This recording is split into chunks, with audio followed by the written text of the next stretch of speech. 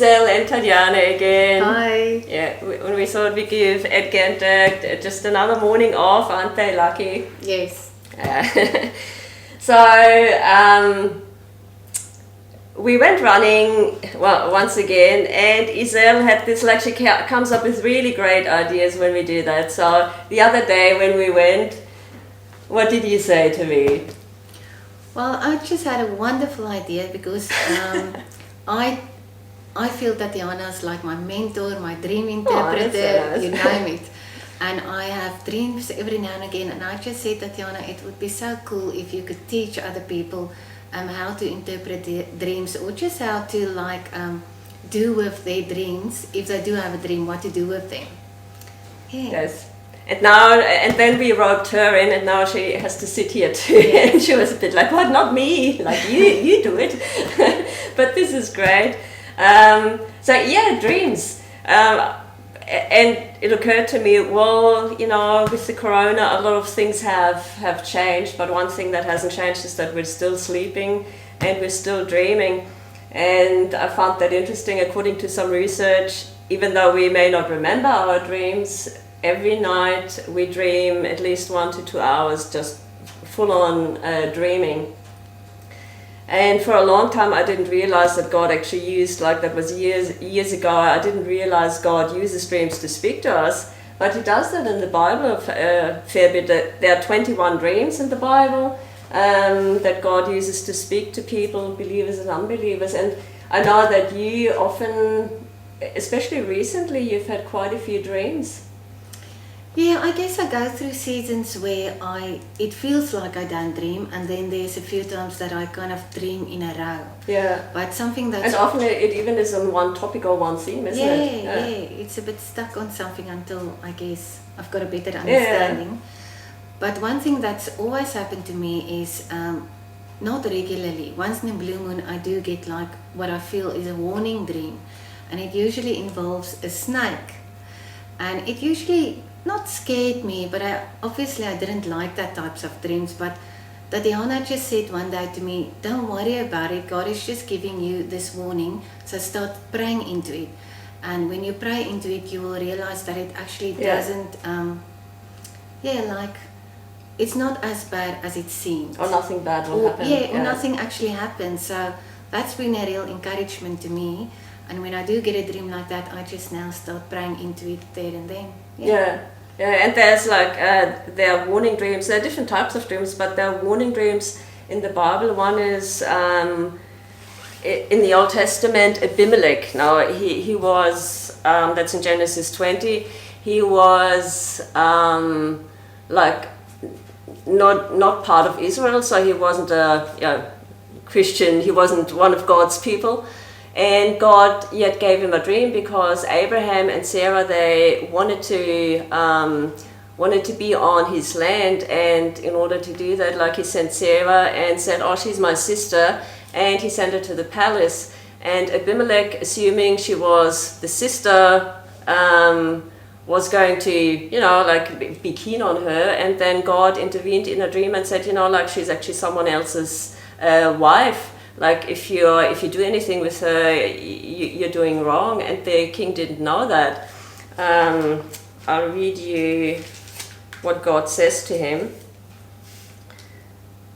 God said to him in a dream, I know, because he says, well, I didn't know that. And he says, yeah, I know you did this with integrity in your heart, but that's why I withheld you sinning from me.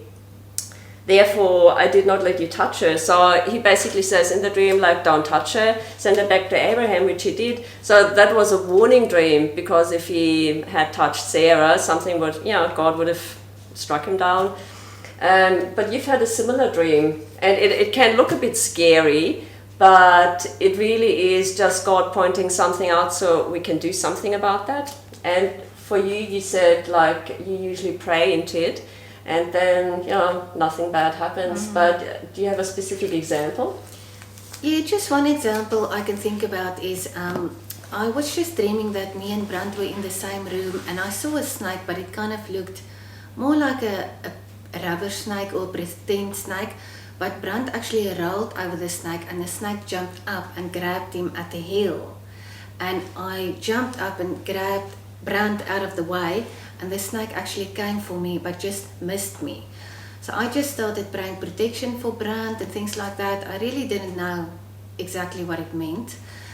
Brand did get sick a few days later, but it wasn't as bad because sometimes he gets this croup and all sorts of stuff, and then it's off to the doctor for cortisone, but it wasn't anything like that. So I felt like there was already protection there. And a few days after that, I really started feeling sick. I just got up that morning and I felt so fluish. My body was so sick, or felt so aching, and I felt really sick. And I was just reminded of that dream, and I just reminded myself, no, the snake did not get hold of you, and I'm not going to receive the sickness at all. So I just started declaring that I am healed, there's nothing wrong with me, and within an hour or two, there was nothing wrong with me. Very cool. Yeah.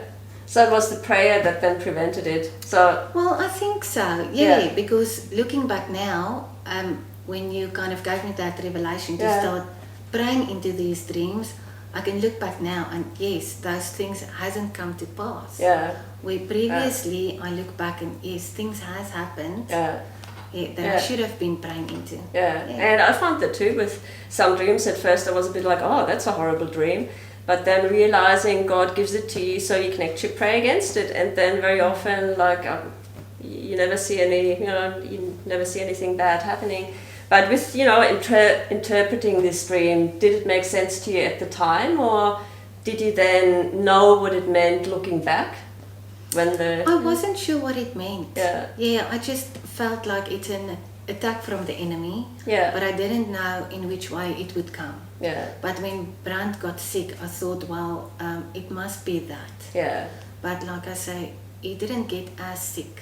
And you knew it was an attack from the enemy because it was the snake, and snake very often in dreams stands for the enemy, trying to attack or danger or evil spirits.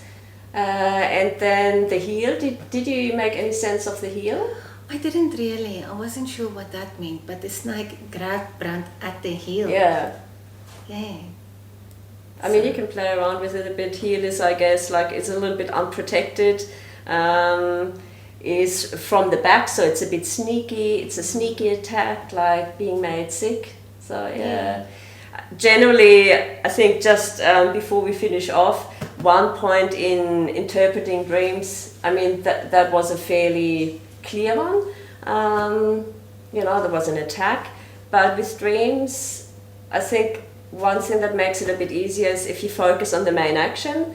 Like some dreams can be simpler, some can be a bit more complicated, but if you look at what is the main thing, the main theme, the main action in the dream, and the main action or theme in that dream was, the attack, like something attacking Brand and something attacking you or trying to attack you. And then from there, it's a little bit easier to let everything else fall into place. So you look at what is the dream, the main topic or theme of the dream. So I don't know. I think we'll leave it at that, and just an encouragement that God is still using dreams to speak to us, and especially in these times. So maybe, when you go to bed at night, just ask God to give you a dream and to speak to you and give you some revelation through a dream. And see what happens. Okay, well, enjoy the day. Bye for now. Bye. Thank you.